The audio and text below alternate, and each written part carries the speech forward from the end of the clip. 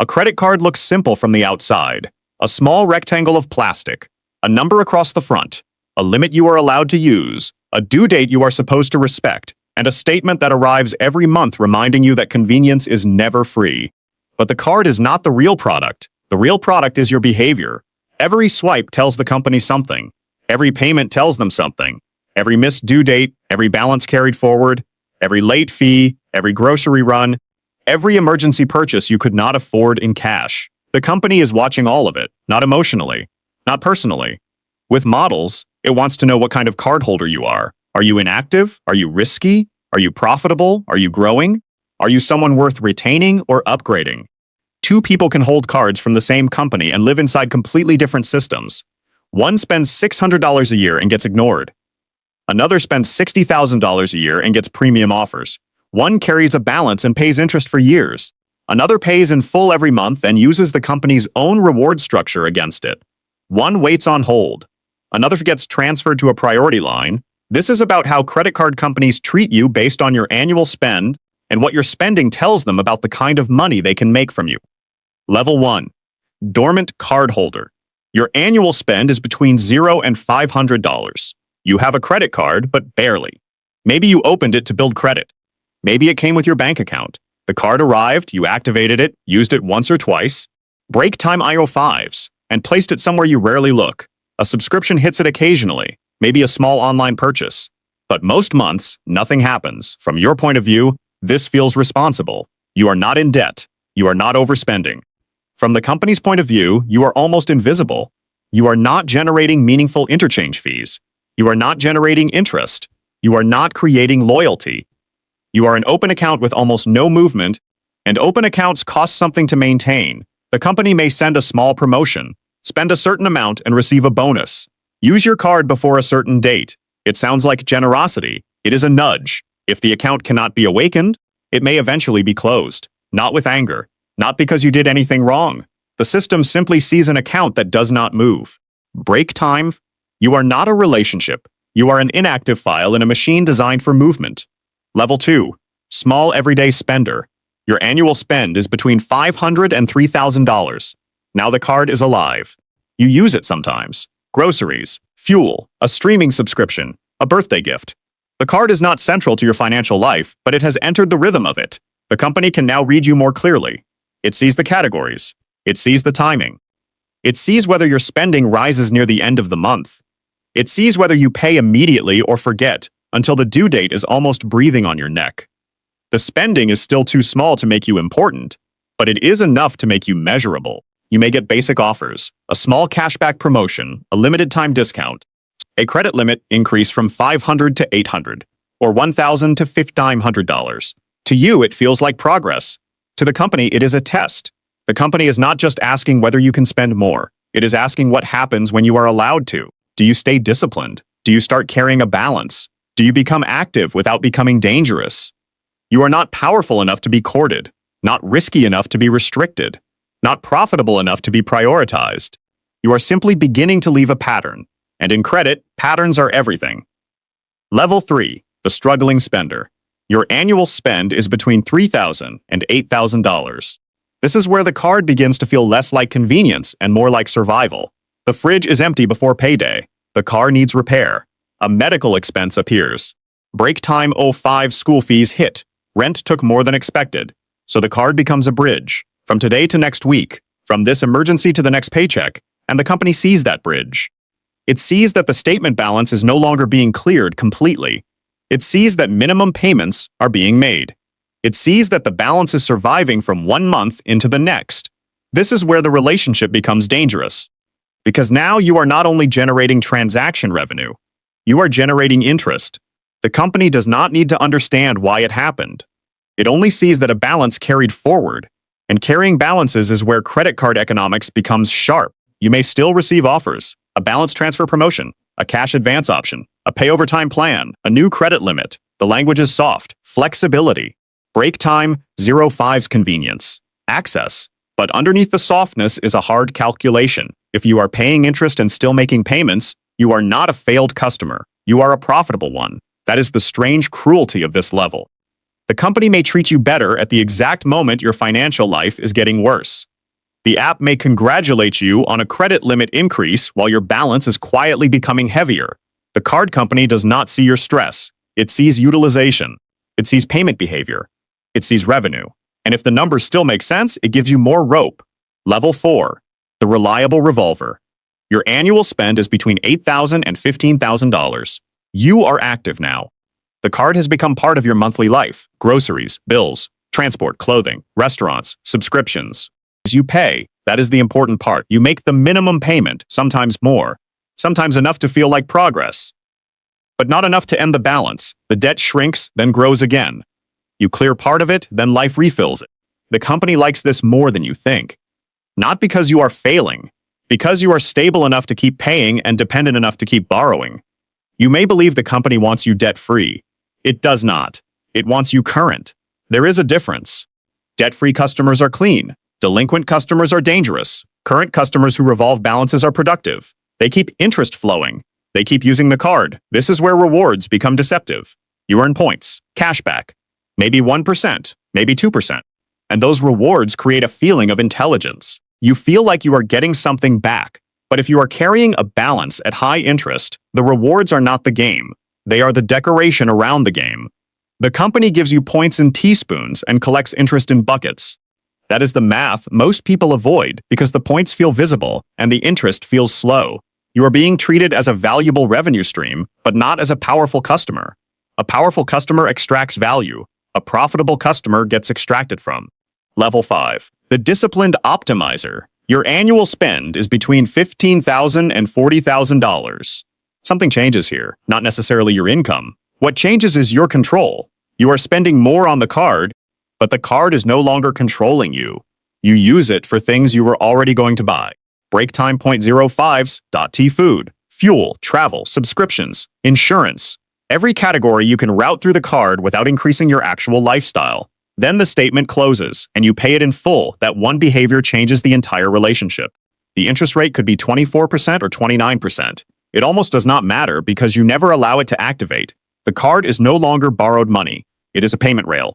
You are using the company's infrastructure, fraud protection, reward system, and grace period without giving them the richest part of the revenue model. The company still earns from you. Every swipe creates fees from merchants. But you are no longer profitable through pain. You are profitable through movement. This is when the offers improve. Higher credit limits, better cards, stronger rewards, targeted bonuses. Maybe a premium product with a polished name and an annual fee that feels offensive until you calculate the benefits properly. You are active, predictable, and low risk. That is a valuable customer. The emotional experience changes too. Before, the statement felt like a threat. Now it feels like a report. A list of money you already controlled moving through a system you are learning to use. The credit card stops being a trap and starts becoming a tool. But only because discipline arrived before status did. Level 6. The premium cardholder. Your annual spend is between $40,000 and $100,000. Now the company pays attention. You are moving enough money through the card that your loyalty matters. If you shift your spending to a competitor, the company loses something real. Break time =5s. The annual fee gets higher. The card gets heavier. The rewards become more specific. Travel credits, lounge access, hotel benefits, dining offers, insurance protections, priority support, more polished communication. More language about exclusivity. This is where credit card companies stop selling only credit and begin selling lifestyle. At lower levels, the product says, you can buy now. At this level, the product says, you are the kind of person who belongs here. That is more dangerous because identity is more expensive than convenience. A person who wants to borrow money can be cautious. A person who wants to feel important can be manipulated. The company knows that lounge access feels like a rival. That a metal card makes a sound when it hits a table. That premium service makes people justify premium spending. Break time .05s. The benefits may be real, but they are not charity, they are retention architecture. Everything is designed to keep your spending inside the ecosystem. The credits encourage certain purchases. The points encourage certain partners. The annual fee encourages you to spend enough to feel like you are getting value. At this level, you may be winning. But only if the card bends around your life. If your life starts bending around the card, the company is winning. Level 7. The business spender. Your annual spend is between $100,000 and $500,000. Now the card company sees something larger than a consumer. It sees a channel. Maybe you run a small business. Maybe you buy inventory, pay for ads, manage contractors, equipment, logistics, and software. The spending is no longer personal taste. Break time 0.05s. It is economic activity. This kind of spending repeats. It is tied to operations. It grows when the business grows. Once employee cards are issued, expenses are categorized, statements connect to accounting software, and travel routes through the portal, leaving becomes work. Not impossible. Just annoying. And annoying is one of the most underrated weapons in finance. At this level, you get better tools, higher limits, business cards, expense management, employee controls, category bonuses, larger welcome offers, sometimes assigned representatives, sometimes faster underwriting. The company is not only asking how much you spend, it is asking how much of your financial movement it can capture. A personal cardholder spends from a lifestyle. A business cardholder spends from a machine. If the card company can attach itself to the machine, break time 0.05s, it can grow with it. But the danger remains. A business card can make growth feel smoother than it is. It can hide cash flow pressure behind large limits and delayed payments. It can keep a weak business looking alive for a few more months because the card keeps absorbing costs the business has not learned to carry. Powerful tools do not forgive weak hands. Level 8. The Luxury Loyalist. Asterisk, your annual spend is between $500,000 and $1 million. The company now treats your account differently because your departure would matter, not destroy the company, but matter enough that people, systems, and offers begin organizing around retention. You are spending at a level most cardholders never touch. Flights, hotels, fine dining, luxury purchases, business travel. Money is moving constantly. Break time 05's dot in the card sits at the center of that movement. Customer service becomes different. Disputes move faster. Fraud issues receive better handling. Retention offers become more serious. Concierge services become genuinely useful. Complaints are treated less like noise and more like risk because losing you is expensive. That is the truth behind elite service. A company does not suddenly discover manners when your spend increases. It discovers consequences. At lower levels, your frustration is unfortunate. At this level, your frustration is a retention problem, and retention problems receive better treatment. The warmth is not love. It is economics wearing a human voice. The same institution that sends automated responses to small customers becomes attentive when the numbers justify attention. That is not hypocrisy in their world. Break time 0.05s. That is segmentation. At this level, you are not merely using the card. You are being managed.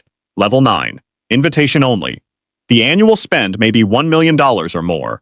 It may also depend on your net worth, your public profile, your business relationship, your luxury spending history, and whether the company believes your name belongs near its most prestigious products. This is the level people mythologize.